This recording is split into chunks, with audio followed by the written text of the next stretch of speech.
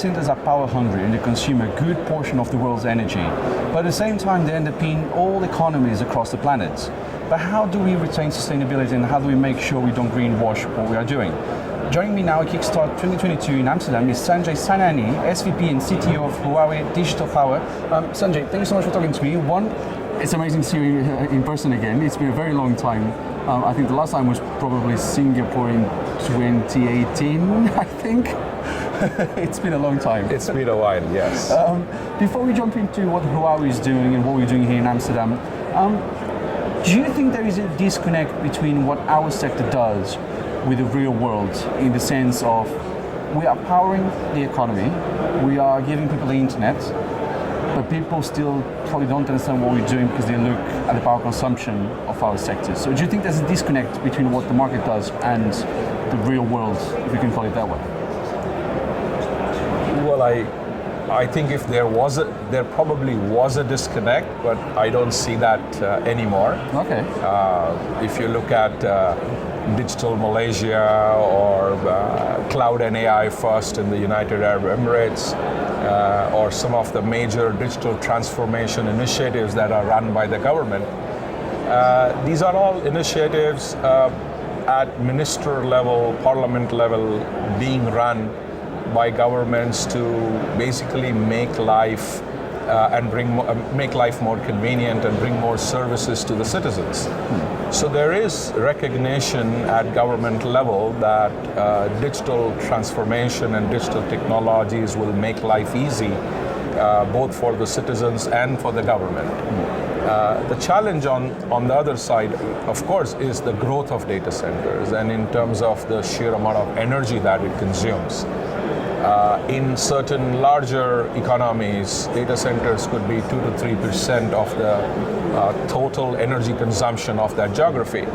But then when you come to markets like Singapore or Netherlands, it could be 8 to 12%. And at that ratio, it is a cause of concern, being the single largest power consumer. And carbon emissions of these data centers then draw attention.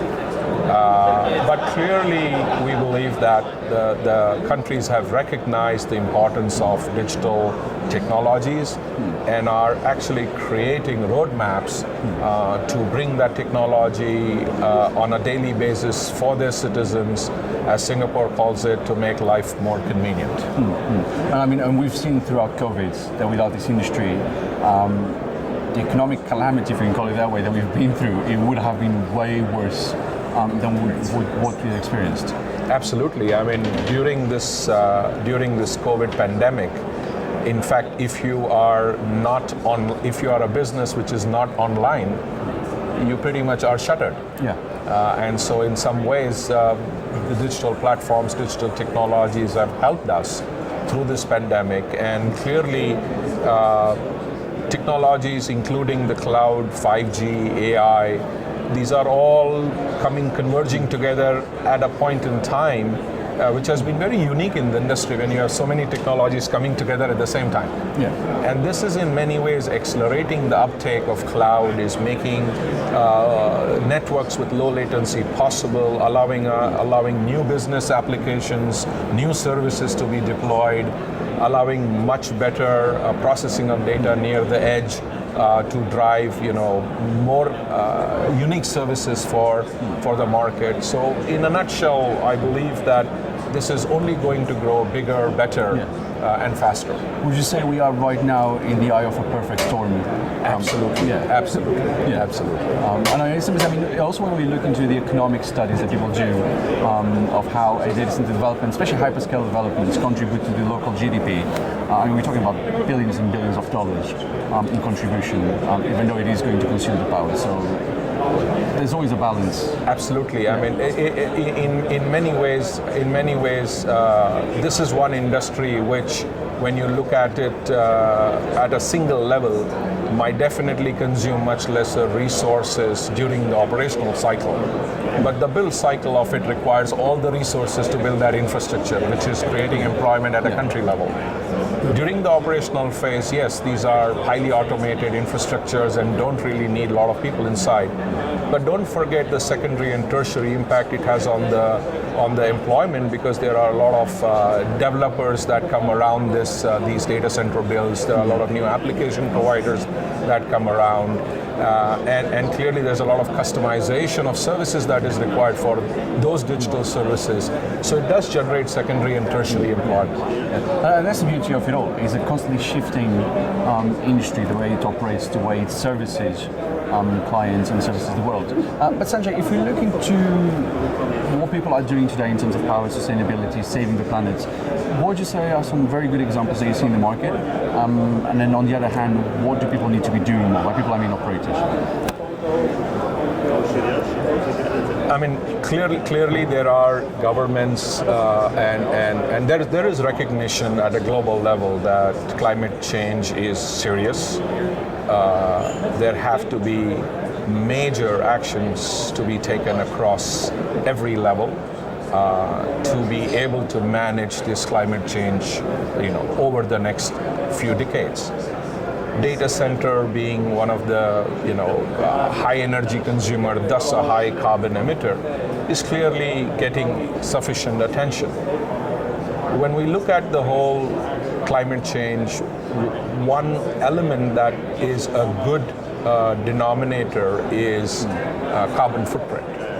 And carbon footprint is a good indicator of how responsible you are in terms of your consumption of energy.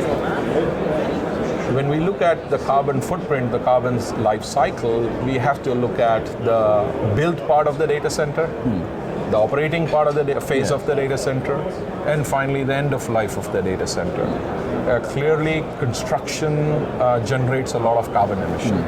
And so finding newer ways where you use low carbon construction technologies to build them is going to be very important.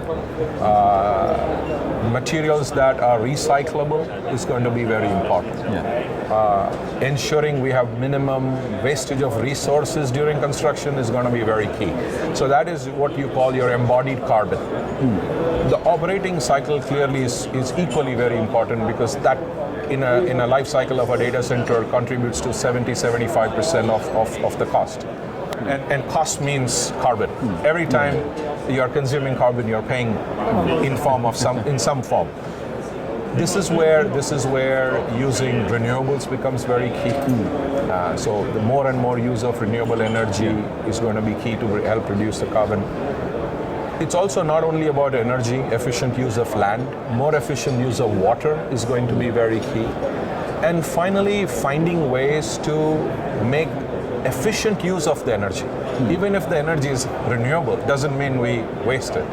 So efficient use of energy in terms of more efficient gear, in terms of using automation, AI, to find more optimized operation of devices is going to be key.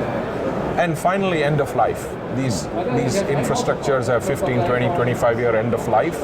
And this is when a lot of that carbon kind of stays out there.